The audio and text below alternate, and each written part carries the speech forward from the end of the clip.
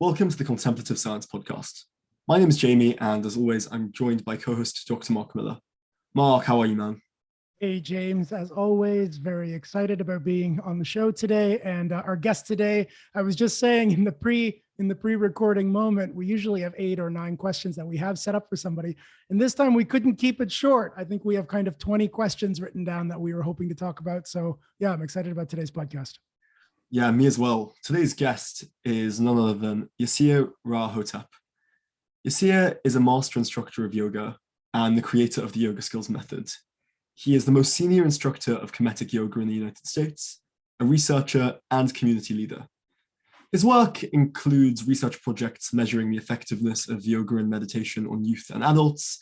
He is the principal instructor on a research project conducted at Cook County Jail in Chicago, and he has spent time applying his method of stress reduction in Chicago public schools. Yirser, how are you? I'm doing wonderful. How are you, Jamie and Mark? Very good, thanks. I'm not bad. I'm pleased to have you here. It's a real treat, and there's lots to get through. And I wanted to start by quoting you. You've said, our system is focused mostly on healing physical and psychological stress, as well as the trauma that is deeply ingrained into the psyches of people from the African American and African diaspora community. For those who haven't engaged with it before, what is Kemetic Yoga? Well, first of all, just go with the word Kemet. So Kemetic Yoga, the root word is Kemet, and Kemet, K-E-M-E-T, is the original name for the country we now call Egypt. And it's in the northeastern part of Africa. And Kemet, or ancient Egypt, is the origin of Western civilization, writing, technology, science, engineering, agriculture. We can trace all of our, modern society, modern civilization back to ancient Kemet. And so we can also trace religion back to ancient Kemet. So when we talk about Kemetic Yoga, from our research, we was able to find out that the people of ancient Egypt, or what we call Kemet, practiced yoga. And we see that yoga was sort of ubiquitous throughout ancient Kemet, that we can see images on the walls of the temples and in various places where people are doing yoga, but it's not being identified as yoga. I'm sure they didn't use the word yoga for what they were doing, but they practiced forms of meditation. They practiced forms of movements and postures that our research has led us to believe is, it's the same as what somebody who calls themselves a yoga practitioner is doing. So what we have done, is to investigate and look at the different symbols, right? And see the correlation between the various symbols of ancient Kemet and to see how they correlate to yoga in general and how they also have unique qualities to them that are not present in other forms of yoga. And so Kemetic Yoga simply refers to, that yoga or those ideas that we would call yoga now that are connected to ancient Kemet, or that we can see expressed in ancient Kemet or ancient Egypt.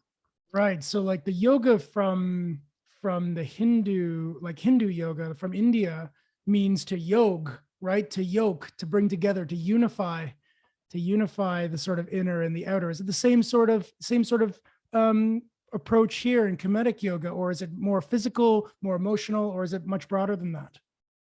Well, it's the same. It's very similar. First of all, yoga in India is not Hindu yoga. No, Sanskrit. Yeah, but yoga existed prior to Hinduism. Hinduism is a religion, but yoga has been incorporated into Hinduism by the people who founded that religion, okay? Right, that's right. So that's the first thing I would say. Yeah, true. And also yoga, from our Kemetic perspective, the guiding principle of ancient Kemet is a concept called Ma'at. And so Ma'at means that the nature of the universe is composed of 5 qualities: order, balance, harmony, justice, and reciprocity. And so that is our guiding principle, that our goal is not necessarily to say, we use the word yoga so people can understand that we're talking about, this yoga practice, but our guiding principle is called ma'at. So we're not necessarily trying to yoke, even though that may be a part of the concept. When you hear the word yoke, is related to yoga, it means that I am trying to I am trying to guide myself. I'm trying to bring myself to a situation where I want to be able to have self-guidance, right? Because when you yoke an animal, right, you yoke a beast of burden, like an ox or a mule or something. You put something around their neck and you guide and you direct them. And so so using that term is a very kind of gross type of term to me. To me, it's like I want to develop the internal capacity to be self-guided, so that I am not under the influence of external forces that are telling me what to believe, what to feel, how I should behave, how I should react. That I am doing this for my internal self-propulsion. And so in doing that, we relate back to the self. And this is still part of yogic philosophy, relating back to the self, connecting back to the true self, so that we can connect to the reality, because reality is internal, it's not external. So reality is something that exists inside of us. The power of the creator, the power of spirit, it connects internally. So so all we're trying to do is guide ourselves back to the original source, which is within us, And so when we talk about, from a Kemetic perspective, when we talk about ma'at and those 5 principles, that's what we're talking about doing. We're talking about using those 5 principles to put us in tune with the universe, so that we can always be a reflection of the universe and the true nature of things. So you've explained that most mainstream yoga puts an emphasis on the physical, stretching in particular, but Kemetic Yoga has this extra emphasis on breath work. Why the extra focus on breath work? Well, when you look at the breath, right? Now, first of all, when people say the word breath work, you got to define what we're talking about. You can do breath work where you sit down and you just do different types of breathing practices, right? But within our practice, let me say this. Number one, in ancient Kemet, the word for breath is called shu. Shu is spelled S-H-U. And so even to pronounce the word, it's like breathe out. It's like shu, right? And you are, and so shu is, I don't want to go too far into the woods, right? Because you got to have some background in ancient Egyptian or Kemetic cosmology, right? So shu represents this idea that we are surrounded by this thing called air, right? So shu is the atmosphere, and shu took part in the creation of the universe, right? So when the universe was first being formed, there was only the earth and the heavens, and they were not separated. And then shu came between them and pushed them up. And so we can see that the earth is surrounded by shu, by this energy, right?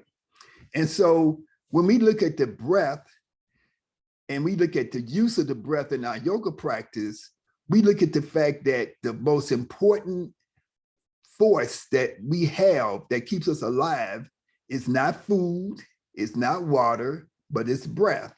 You can go for weeks without eating food. You can go for many days without drinking water, but you can only go for 5 minutes without breathing. And so we say that the breath is the key.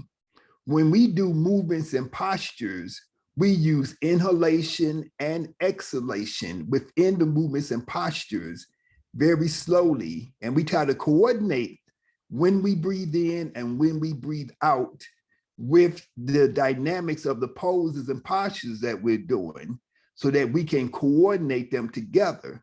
And so when we go into the twisting motion or we go into a lengthening motion, we, what people normally call stretching, we're doing that with control over the breath.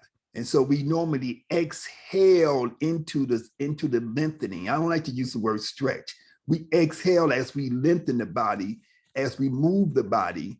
And it is through the exhalation that we are able to go into the movement more comfortably. And we're able to release resistance in the body. So we use terms like, we're not trying to stretch, we're trying to release resistance so that the body can naturally lengthen itself, right? But the purpose, so what is the purpose of doing movements and postures? It's not to stretch, it is to realign the body. It is to get the body in its proper alignment so that the body can operate properly. Also, we also recognize that the movement and the flow of energy is connected to the breath. And so when we move the breath, when we breathe in, we create a dynamic where the life force is rising up from the lower chamber of the body up to the crown of the head. And then it moves to the middle of the forehead. And we see this image of people, or like the kings of Egypt, when they have a snake on the middle of their forehead. And we can see that that snake is moving from the back of the neck up through the middle part of the brain, and it goes into the middle of the forehead. And we say, well, why is that? Because that represents the movement of energy. The snake, the serpent, what they might call Kundalini in the Indian context, it always represents this idea of internal life force, and it's moving. And so we say, why did the ancient Egyptians put this snake on the forehead? Why do they have it moving up, dividing the brain, dividing the head into two hemispheres of the brain? Why does it swirl when it gets to the middle of the forehead? You have to see images of this, right? And so, our practice is to say, within our practice, we say that we are moving this energy. So when we breathe in, the energy moves up the spine, just like we said, the Kundalini energy begins at the base of the spine, it moves up the spine, it moves up to the crown. But we also say that it moves into the middle of the forehead, right? So we're trying to duplicate that in our practice, right? Because we also use the 7 principles of ancient Kemet. So the 7 principles are what people normally call Hermetic philosophy, but we call it Kemetic philosophy because that's where it originates from. And so one principle is called the principle of correspondence, as above, so below.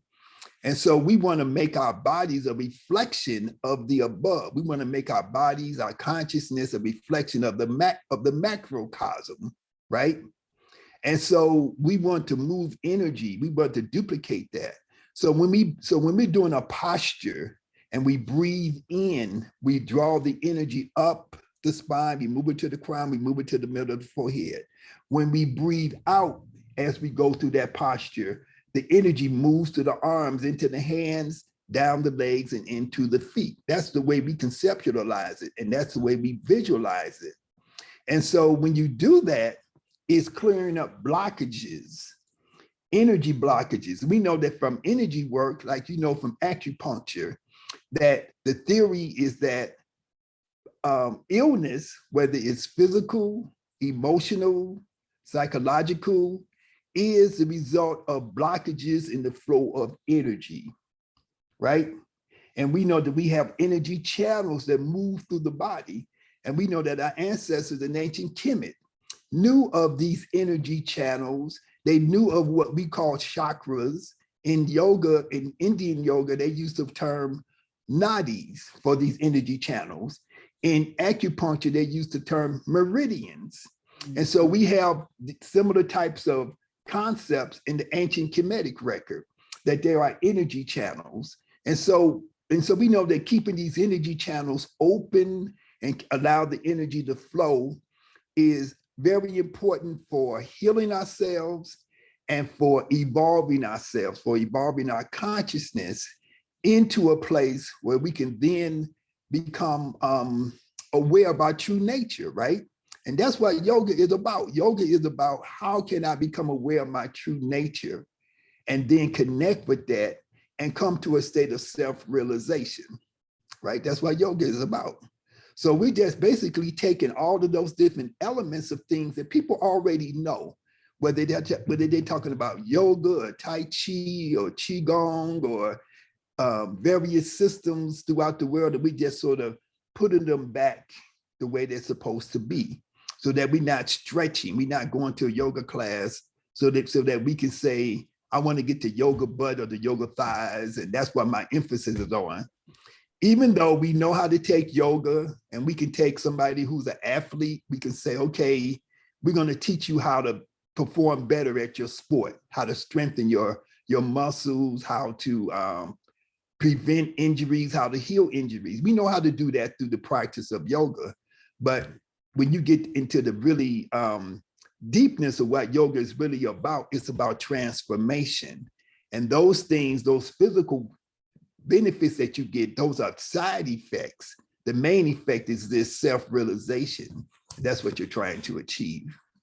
And so that's why we use the breath in the way that we do.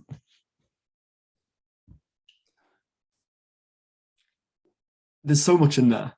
To return to that initial quote, you said that it helped, the above effectively helps heal psychological and physical stress. Is that mainly then through the unblocking of those energy channels? It means that, yes, that's a major part of that is unblocking those energy channels, allowing the energy to flow. It's just like if you have, a common analogy is like if there's a stream of water, and then like a log falls in the water and blocks the flow of the stream, and the water starts to become stagnated, right? And so that stagnation that we see is the dis-ease, and it can manifest physical, where you can have a tumor, you can have a disorder that the doctor would put some kind of name on, or you can have a psycho-emotional issue, right? And so all of it comes from the blockage in the flow of energy. So we try to unblock that energy, and but unblocking the energy and allowing energy to flow is the first step. Then you have to start to work on, well, what do I consume? What do I eat? What kind of food do I put into my body? Do I put healthy things, or do I put processed and toxic foods into my body? Do I put toxic alcohol, toxic cigarettes, toxic other, substances into my body? You have to get rid of those things. So the learning how to breathe and use the breath and start that process is only the first step. Because a lot of things that we do in our lifestyle, like being sedentary, eating the wrong types of foods, and taking in other substances that are not healthy for us, also cause a blockage in the flow of energy. But what the breathing does is that it activates the parasympathetic part of your autonomic nervous system, which in turn brings you into a state of calmness, into a state of focus. And it takes away a lot of the, the tension and the stress and all the different psychological issues that are distracting us away from who we really are and causing us to engage in behaviors which are self-destructive. So breathing is like something that you do to break the cycle. Okay, because you're on a feedback cycle of stress, reaction, and then the reaction to stress causes more stress. You feel stress, so you go smoke cigarettes. The cigarettes cause you to have other type of dis-ease. So that causes you to have more stress. So then you do something even more dangerous or detrimental to yourself than smoking a cigarette. So you're on this vicious cycle. So breathing breaks the cycle. Breathing clears the mind, and then it allows you to be able to see more clearly what are you doing and what is the danger, and gives you a greater disincentive to continue in that behavior. So if that's the mechanics, I now want to turn this to the application. You've been involved with numerous projects in the application of the Kemetic Yoga, but really Kemetic Yoga for recovery. And I want to talk about Cook County Jail in Chicago. Can you tell us what the project is there? Well, there was a project that was funded through the I think it was the I think it's the CDC, Centers for Disease Control in the United States. And I think it was about a $3 million grant that was given to Chicago State University. Chicago State is like a community university, you know, it's in the hood in Chicago, and it sort of serves mostly African-American population of students. And so it was sort of a big thing for this university to get, you know, to get such a grant. And so the grant was to go into Cook County Jail and look at issues of, Cook County Jail is the jail in Chicago, right? Chicago is in the county of Cook. And so when you get arrested in Chicago, they send you to jail, you go to Cook County. And so Cook County got maybe 12,000 inmates in it, right? And you go to Cook County before you go to prison, before they send you to like a regular prison. But oftentimes inmates are held there for like years, you know, and sometimes they even sentenced to be incarcerated at Cook County Jail. So at Cook County Jail, you have these pods, right? They call them pods, where you have groups of men and, you know, prisoners who it may be a big single room with 30 to 60 individuals contained in that room, and they spend all their time in there, right? And so what our project was to look at the issues of recidivism and relapse. So recidivism is rates that people go back to jail. Relapse is when they have, when they are abusing or addicted to alcohol and drugs, and then they get off of it and then they go back to it, right? And so we wanted to see what would be the effect if we introduce what's called mindfulness, right, to these individuals that's incarcerated. And so it was a research project. So we had to choose subjects, and, you know, we had to do a selection process, and that was not biased, you know, and so on and so forth, you know. And so we was able to, over about 3 years, we did different groups of men, and we had a experimental group and a control group. And so the control group, they received a different type of therapy, right? Where they had to like engage in some writing, like a writing type of therapy. And then we introduced them to meditation and mindfulness, right? And so, so the process, so we had a 6-week process where we put them through this, where we put them through the training, and then we measured, you know, what happened when they got out of jail. When they got out of jail, did they go back to jail? When they got out of jail, did they go back and did they have a relapse with their alcohol and substance abuse, right? How much training did they actually get? How much training was it that they got? Did they get sort of a regular daily thing or a weekly thing, and for how long? We did a weekly thing for 6 weeks at a time. Yeah, got it. Okay. And then we gave them assignments each week that they had to practice. Yeah. So it was like a gradual, I had to make changes. This was a curriculum that was developed by the guy who coined the term mindfulness, right? Or mindful meditation. His name is escaping me right now. But I had to make modifications to it to make it fit the population that we were dealing with, because it was more, you know, it was more geared towards other people that are not even in that situation, right? So for example, if you sitting up in your pod with these 60 other people, you're not going to sit there and close your eyes and say, I'm going to go meditate, because somebody's going to come up behind you and do something to you. Wow. So, Wow. so we had to make modifications and make it meet the reality of these are men stuck in jail. They can't go out in the forest and go meditate up on the mountain and all that kind of stuff, you know. Yeah. So we had to give them ways that they could engage in the meditation, even though they were in that environment. And so many of them demonstrated that even though they was in that environment, that they were able to creatively discover their own methodologies, right? For finding for finding a space or a situation where they can peacefully meditate. And they would report back every week. I meditated, I had this feeling, I had this breakthrough, I had this particular stressful issue that came up in my life, and the meditation helped me, get through that. And so we were helping them to develop, resiliency.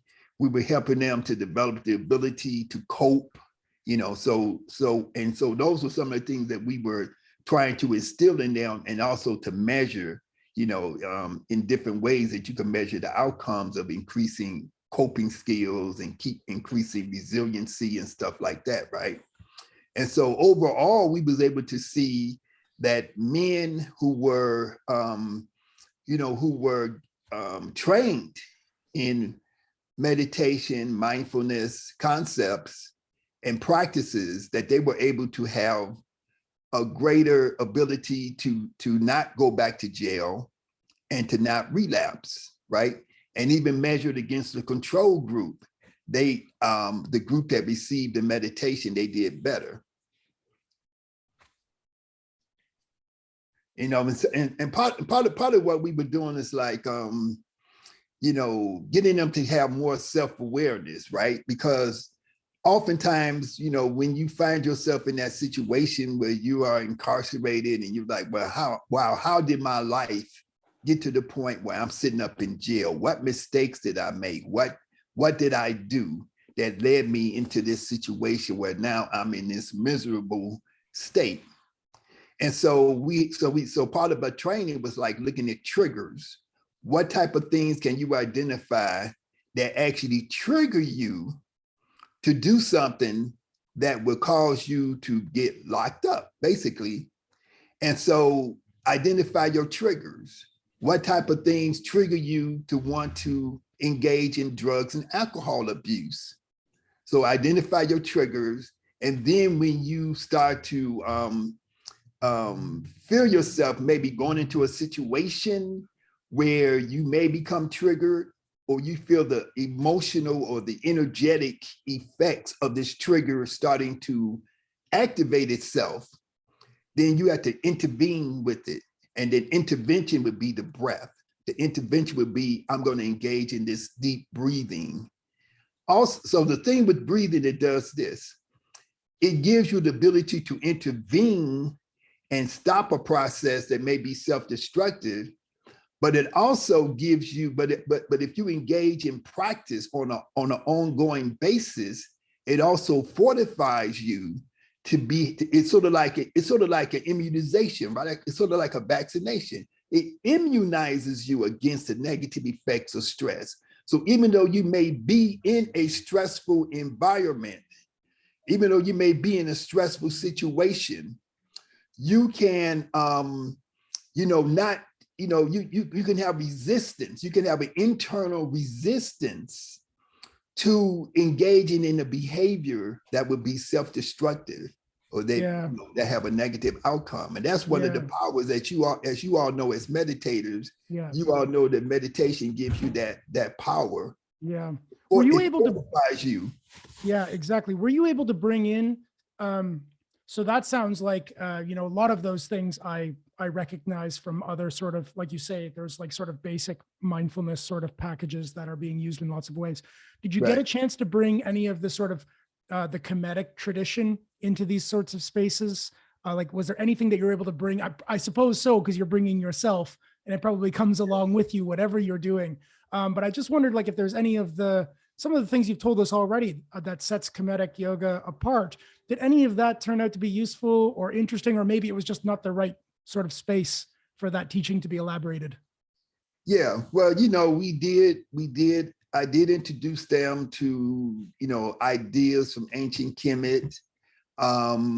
In the beginning of our practice, we did ancient Kemetic yoga postures, right?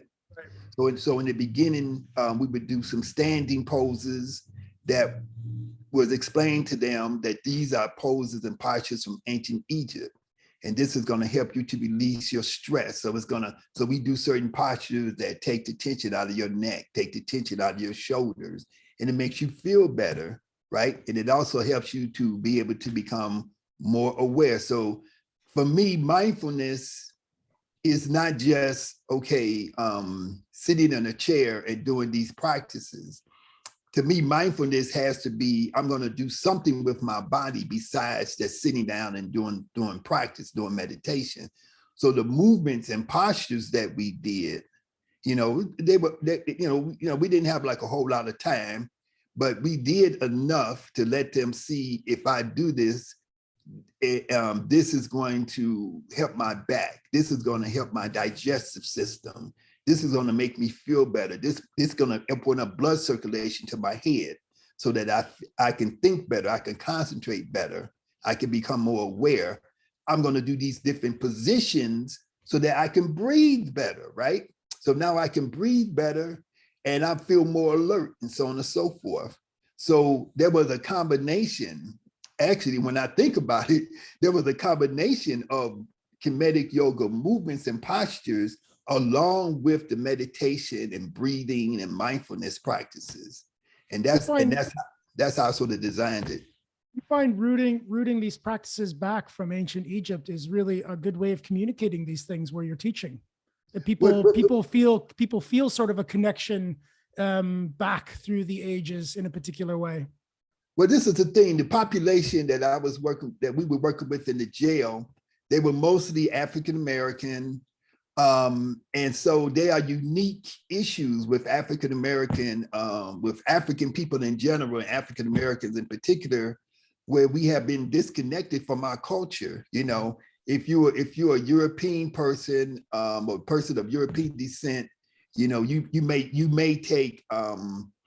may take pride in your Greek heritage, your Roman heritage, your Celtic heritage, your ancient Germanic heritage, whatever, but people of African descent, particularly African Americans, we've been told that our history only goes back to slavery. So our connection to our past is that we got captured and put into slavery, was made to be servants to people without any compensation. So that's the only way that we think about ourselves. That's the way most of the people think about themselves. And so when you begin with that concept, you can see why so many people wind up going to jail, because they don't have anything to root them. So when you start telling them where your ancestors actually come from Africa, there was a history prior to enslavement, and you can trace your history all the way back to ancient Egypt and before ancient Egypt, because there was civilization and culture long before there was even something called ancient Egypt. So in the groups that we had at the jail, we also informed them about this history. It wasn't like a big part of it, but it was just enough to plant nuggets, plant little seeds of information into their consciousness. And I think all of it helps to contribute to a person being able to come to a different realization about who they really are and what their true potential is, and that they don't have to be somebody who's engaging in crime or engaging in negative self-destructive behavior. Yeah, I love this. And I hear you when you say, like, I see a relationship between what you said about blockages in the body. And now we're doing these practices in order to recreate a flow, to get the body working together again, really bringing the body back together with maybe the breath and the mind. And also this heritage of, there's a break there as well, isn't there? and then looking for practices and ways of, again, creating a flow, creating a dynamic where these things can be mended and health comes out of that mending. Yes, because if you look at because we look at generational trauma, Yeah. intergenerational trauma, and we look at the fact that the effects of the trauma can eventually become embedded into the genetic coding of the body, and it can be passed on from generation to generation. And so part of that is that there is a genetic aspect to it that's passed on that eventually becomes ingrained within the body. That's epigenetic. That's what I'm trying to look for, epigenetic concept. But also just the lifestyle habits, the improper food, the celebration of drugs and alcohol as being something that's desirable, the celebration or the embracing of the consumption of bad food, and putting a term like soul food on it, like it's good for your soul, in actuality it's the opposite, So a lot of those cultural That's bad marketing, isn't it? Yeah, soul food, yeah.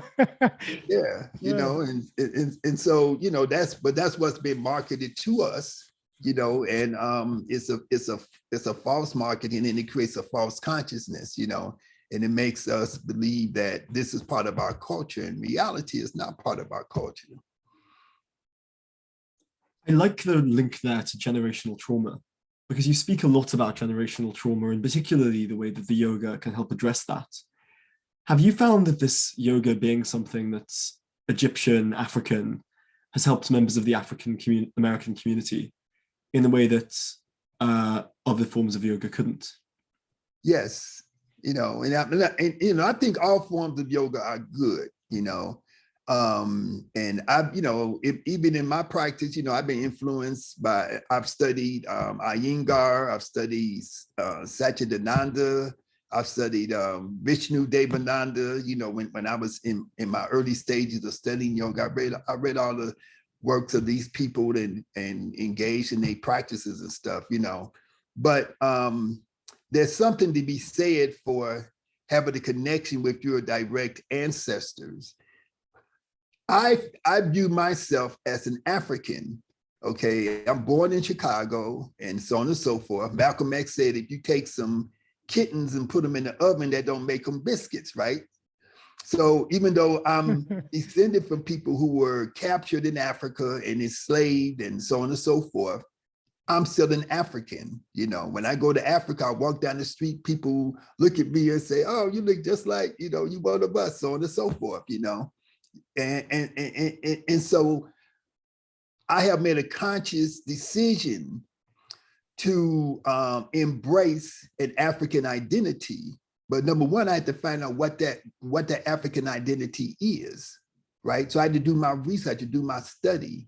I had to have mentors who introduced certain information and concepts to me that I was able to follow. So you have to have a conscious embrace. If you're trying to reconstruct your consciousness, you're trying to reconstruct something that has been broken intentionally, by a particular culture. So we use the term cultural hegemony, that the dominant culture, has used techniques to try to dominate us on a cultural level, that dominates us on a psychological level, dominates us on a spiritual level. And so a lot of people who embrace Kemetic Yoga, they've been searching for something different. They don't want to have to say, I got to embrace an Indian perspective. I got to learn how to say words in Sanskrit, What about my own culture? If Africa is the birthplace of humanity, if Africa is the birthplace of world culture and civilization, if the ideas of things like thinking, like in ancient Egypt, we have a a figure whose name is Thoth. His name is where the word thought, to actually think, comes from, to use the brain to think, to use the mind to think. This is an African concept. So why do I need to learn Sanskrit when it's something that came before Sanskrit? We know about Sanskrit and we know about yoga from that perspective because that culture has been retained. It's survived various invasions and so on and so forth, even though it has been altered. And that's what a lot of people need to look at, the alteration of the original culture and stuff in India. But so many people of African descent, they want to go beyond, and they want to find something that truly reflects their legacy. And so we see people from all over the planet Earth, African people within the African continent and from the diaspora, who are looking for an African approach, not just to yoga, but to all aspects of living. So we want to, so what we're looking for is self-definition, because this is what's going to restore our consciousness. This is what's going to restore our mind. This is what's going to restore our spirit by connecting with our ancestors. So we believe that our ancestors are not dead people, that the ancestors, the energy, the spirit of the ancestors still exist, and their consciousness exists in a way that you can communicate with them. So Black people, and I'm sure all people, right, whether you Black or white, but within my Black population, people, they could be Christian, they could be going to church and saying hallelujah and all that stuff, and they still recognize that my grandmama came to me last night in a dream, And this is part of what yoga is also supposed to help you to open up those faculties, right? To make you become more aware and to actually make you become more open and sensitive to the fact that there are more layers to reality than just the physical layer. And so you become more aware of the spiritual forces that surround you, the spiritual forces that protect you, right? My mother is passed away. My grandmother is passed away. My father and grandfather and great-grandparents are passed away, but they used to take care of me when they were alive.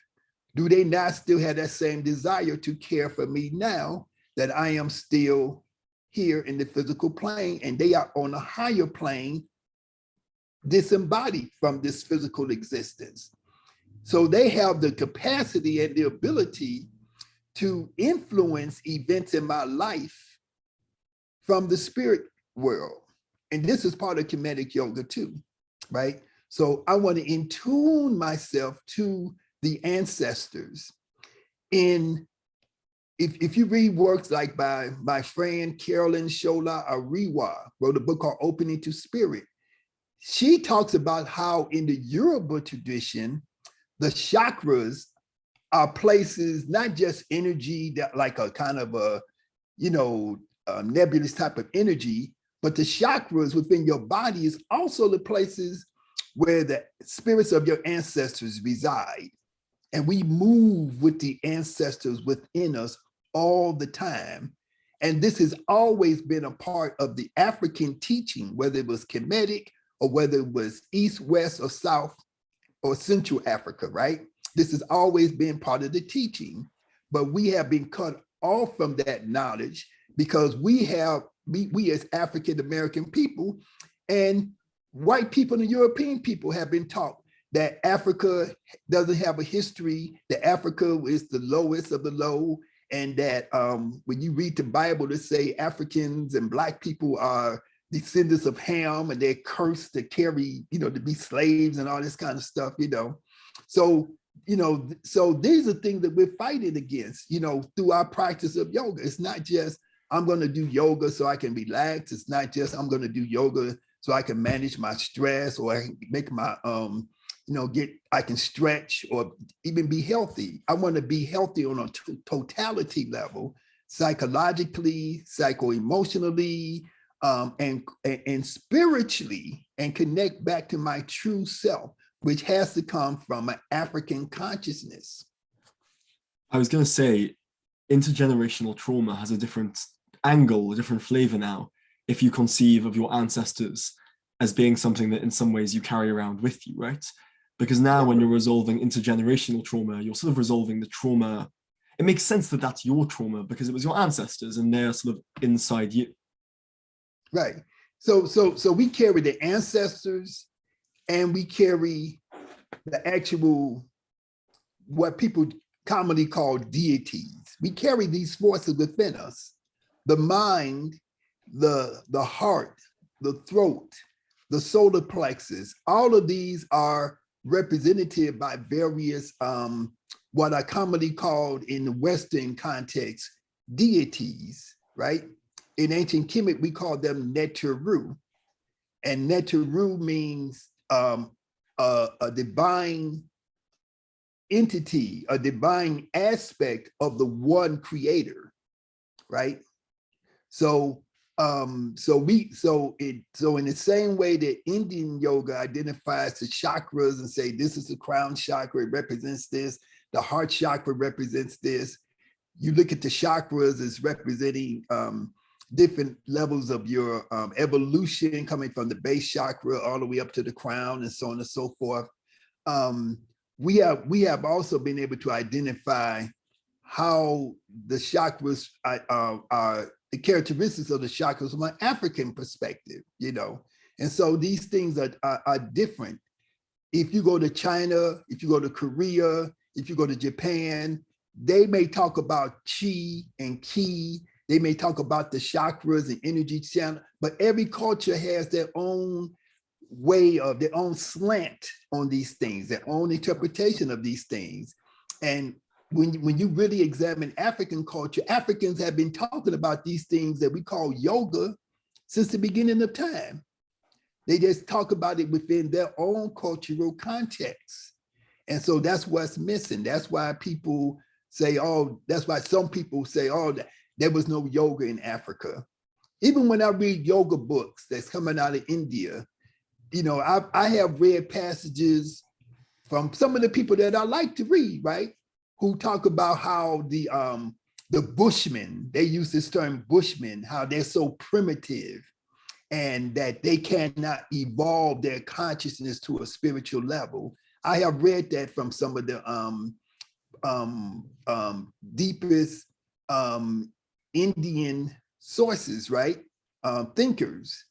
And but the so-called Bushman, the person who lives on the land and exists, you know, totally within the context of nature, that is the most advanced person. That person is living more in tune with nature and being able to live on the land and survive and do all the different things that they're doing with extremely highly level of intelligence. They're more advanced than anybody, all the rest of the people living on Earth, like watching TVs and stuff. There is this interesting thing that happens, right? Where like on the one level, to live really aligned with the Earth's rhythms, to be self-sufficient on the food of the Earth, is something we've obviously gone away from as we've moved off being hunter-gatherers and then agricultural societies. We've moved away from it. We now live in separate pods with TV and supermarkets and Wi-Fi. And on one level, that's progression. But as you say, on another level, it's clearly regression and creates a distance between ourselves and the Earth. And I think when you talk about blocks in energy and a distance people feel from their heritage, it's not difficult to imagine that quote unquote Bushmen, people who live on the land, off the land, would be closer to where we want to be than in many cases us with our iPhones and Wi-Fi. Yeah, I mean, like we can say, okay, amongst the so-called Bushmen, so there's a people in Central Africa called the Twa, right? TWA. And they used to be called pygmies, but we know pygmy is not the proper term. But within the folklore of the Twa people, they say that they once had an advanced civilization, but that their civilization had become so decadent that they decided to move back to the earth. Within their language, they don't even have a word for I, like me as an individual. Everything is collective, right? And so to say like, oh, we got all this stuff now, I can sit around and watch my iPhone. It's an iPhone, right? An iPhone. It's like this concept wouldn't even exist. Like my bowl, my clothes, my spear, my house. It's all collective. It's all our, or whatever's mine is yours, And so it's a different consciousness that we have moved further away from. So the further we move into technology, and it's a conundrum to me because I enjoy the technology, right? And so it's a conundrum, but the further we move into technology, the further away we move from who we really are, And so we have to be turned back to the forest. We have to be turned back to the mountains. We have to be turned back to the earth, and embrace the earth, embrace the oceans, and all the, embrace the sun and the water. All of these forces, we talk about the elements, the earth, the air, the water, the heat, the sun, so the light. All of those are what in ancient Kemetic thinking are what we call the Neteru. Those are the deities. How do we do that if we live downtown in a city? What do you think? Because like, you're right, there's like lots about advancing culture that I love. And I really hear, like I really resonate with some of these returning to simpler, closer dynamics. I don't know, how do we make that yoga when we live downtown, when we're far from the ocean or we feel far from the sky? I wonder. Well, that is the key, because your release valve is the yoga. Yeah. Because ultimately it is not the earth itself, but it is what is the source of the earth. And the source of the earth, the source of the universe, the source of all is within us already. So if I cannot physically take myself and live in the forest, I can take myself internally into my with my breath, through my meditation, and I can return to the source of the earth. The earth comes from a certain place. It comes from the creator. The creator lives within. So I take myself on that inner journey, right? So we call that inner journey. I have a meditation concept. I call it journey to a menta. Okay. And so a menta in the Kemetic, if you read the books by the Egyptologists, they call a menta heaven. But if you look at the word amenta, it's A-M-E-N, like amen or amen. And then ta means land. So amenta is the land of amen. Amen. And amen literally means the hidden one. So the hidden one refers to that subconscious, subterranean reality from which everything comes, right? So if you look at science, they talk about dark matter, that everything that you can't see, everything, when you look at the space and you just see all this blackness, that's really where everything is at. That's really where everything, that's the reality of things. It's not the dark matter is more powerful and more significant than the stars and the planets and stuff that you're looking at, because everything, so that's what amen means. And people are saying amen after they pray, but then they'll tell you you're a pagan if you believe the stuff that we're talking about. Yeah, Yirser, thank you so much for coming on. It's really interesting. It's not a perspective we've had before on the podcast. And a lot of the ideas, I'm reasonably secular. And to hear the idea of ancestors and is such a rich set of new ideas. So I really appreciate you coming on and sharing them. Yeah, it was great. Well, I'm gonna tell you, I enjoy watching like shows on, especially during the pandemic. I watch these shows on Netflix. They got a lot of shows now. They talk about the Vikings and the old English type of stuff that was going on, and it was the same. It was the same controversy. You had groups of people trying to maintain their connection to their ancestral ways, and they were having conflicts and warfare against the other Christianized groups of people, and they were going back and forth. And so, there's a lot of, if you look at current history now, you look at this invasion of the Russians against Ukraine, and you look at Putin's connection with the Russian Orthodox Church and all the things that they talking about. It's a whole lot of, it's all of this ancient conflict. It's just remaining, reliving itself out. Yeah, right. Wow. It's just a continuation of the same old stuff from all of this so-called medieval, Middle Ages, ancient times. It's the same old stuff. I was teaching yoga in Guatemala a couple of years ago, and at the end we were singing to God. So we were singing to Ram and Sita, because this is the Hindu style in the yoga that I learned. And somebody said, isn't that cultural appropriation? Because you're singing to the wrong gods, you're singing to the Hindu gods. And I found myself saying, but I'm not sure which God you want me to sing to then, because I'm European descent. I don't know from where. I live in Canada. So am I Christian? Christian's a Palestinian religion. Am I Native Canadian? No, I'm not Native Canadian. I can't sing to Raven. Oh, am I Viking? How weird is that I would have to sing to Odin?